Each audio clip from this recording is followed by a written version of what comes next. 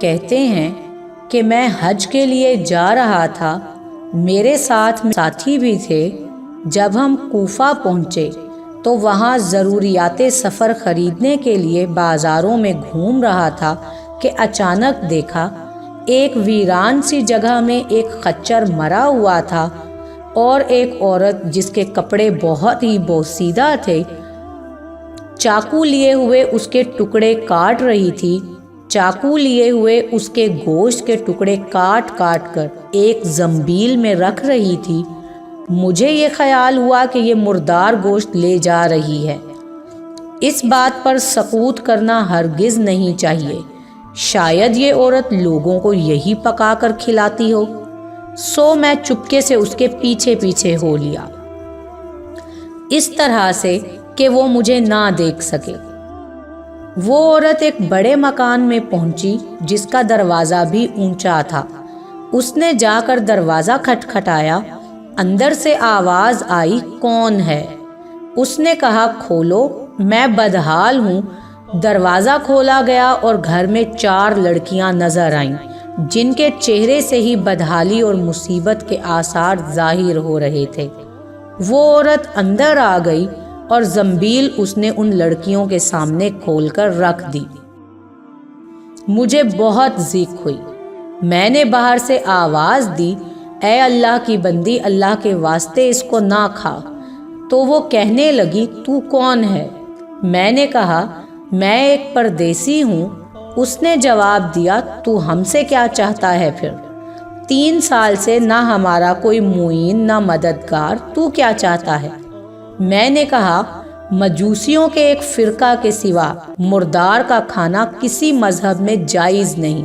وہ کہنے لگی، ہم خاندان نبوت کے شریف سید ہیں۔ ان لڑکیوں کا باپ بڑا شریف تھا، وہ اپنے ہی جیسوں سے ان کا نکاح کرنا چاہتا تھا۔ نوبت ہی نہ آئی، اس کا انتقال ہو گیا۔ جو ترکہ اس نے چھوڑا تھا وہ بھی آہستہ آہستہ ختم ہو گیا۔ ہمیں معلوم ہے کہ مردار کھانا جائز نہیں، لیکن اس ترار میں جائز ہوتا ہے۔ ہمارا 4 دن کا فاقہ ہے۔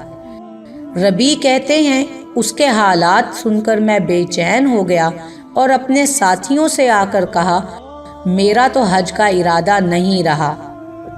سب نے سمجھایا لیکن میں نے کسی کی نہیں سنی۔ میں نے اپنے کپڑے اور احرام کی چادریں اور جو سامان میرے ساتھ تھا وہ سب لیا اور نقد 600 درہم تھے وہ لیے اور ان میں سے 100 درہم کا آٹا خریدا اور باقی درہم آٹے میں چھپا کر اس بڑھیا کے گھر پہنچا اور یہ سامان اور آٹا وغیرہ اس کو دے دیا۔ اس نے شکر ادا کیا اور کہنے لگی، اے ابن سلیمان، اللہ تیرے اگلے پچھلے گناہ معاف کرے اور تجھے حج کا ثواب عطا کرے اور اپنی جنت میں تجھے جگہ عطا فرمائے اور ایسا بدل عطا فرمائے جو تجھے بھی ظاہر ہو جائے۔ ربی کہتے ہیں، حج کا قافلہ روانہ ہو گیا۔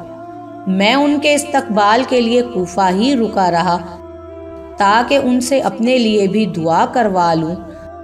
جب حجاج کا ایک قافلہ میری آنکھوں کے سامنے سے گزرا تو مجھے اپنے حج سے محرومی پر بہت افسوس ہوا اور رنج سے میرے آنسو نکل آئے۔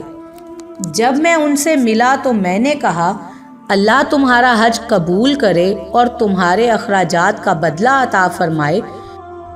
ان میں سے ایک نے کہا کہ یہ کیسی دعا ہے؟ میں نے کہا، اس شخص کی دعا جو دروازہ تک کی حاضری سے محروم ہو۔ وہ کہنے لگے، بڑے تعجب کی بات ہے، اب تو اس سے بھی انکار کرتا ہے کہ تو ہمارے ساتھ عرفات کے میدان میں نہیں تھا، تو نے ہمارے ساتھ رمی جمرات نہیں کی، تو نے ہمارے ساتھ طواف نہیں کیے۔ میں اپنے دل میں سوچنے لگا، یہ اللہ کا لطف ہے۔ اتنے میں میرے شہر کے حاجیوں کا قافلہ آ گیا۔ میں نے کہا، اللہ تمہاری صحیح مشکور فرمائے اور تمہارا حج قبول فرمائے۔ وہ بھی کہنے لگے تو ہمارے ساتھ عرفات پر نہیں تھا، رمی جمرات نہیں کی تو نے ہمارے ساتھ، اب انکار کر رہا ہے۔ ان میں سے ایک شخص آگے بڑھا اور کہنے لگا بھائی کیوں انکار کرتے ہو؟ تم ہمارے ساتھ مکہ میں نہیں تھے یا مدینہ میں نہیں تھے؟ جب ہم قبر اطہر کی زیارت کر کے باب جبریل سے باہر کو آ رہے تھے، اس وقت ازدحام کی کثرت کی وجہ سے تم نے یہ تھیلی میرے پاس امانت رکھوائی تھی، جس کی مہر پر لکھا ہوا ہے جو ہم سے معاملہ کرتا ہے نفع کماتا ہے۔ اس نے کہا یہ لو اپنی تھیلی واپس۔ ربیع رحمت اللہ علیہ کہتے ہیں میں نے اس تھیلی کو کبھی اس سے پہلے نہیں دیکھا تھا۔ اس کو لے کر میں گھر واپس آیا، عشاء کی نماز پڑھی، اپنا وظیفہ پورا کیا، اسی سوچ میں جاگتا رہا کہ آخر یہ قصہ کیا ہے۔ اسی کشمکش میں آنکھ لگ گئی، حضور اقدس صلی اللہ علیہ وآلہ وسلم کی خواب میں زیارت کی۔ حضور صلی اللہ علیہ وآلہ وسلم نے تبسم فرماتے ہوئے ارشاد فرمایا اے ربیع، آخر ہم کتنے گواہ اس بات پر قائم کریں کہ تو نے حج کیا ہے، تو مانتا ہی نہیں۔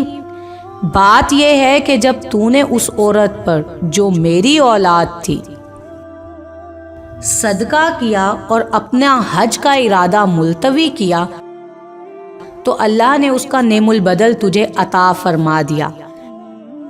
اللہ نے ایک فرشتہ تیری صورت بنا کر اس کو حکم کیا کہ وہ قیامت تک ہر سال تیری طرف سے حج کیا کرے، اور دنیا میں تجھے یہ عوض دیا کہ 600 درم کے بدلے 600 دینار اشرفیاں عطا فرمائیں۔ ربیع رحمت اللہ علیہ کہتے ہیں کہ جب میں سو کر اٹھا تو اس تھیلی کو کھول کر دیکھا تو اس میں 600 اشرفیاں موجود تھیں۔ میں نے اللہ کا شکر ادا کیا، سر بسجود ہوا کہ اس نے مجھ جیسے گناہگار کی ایک چھوٹی سی نیکی کو قبولیت کا درجہ عطا فرمایا۔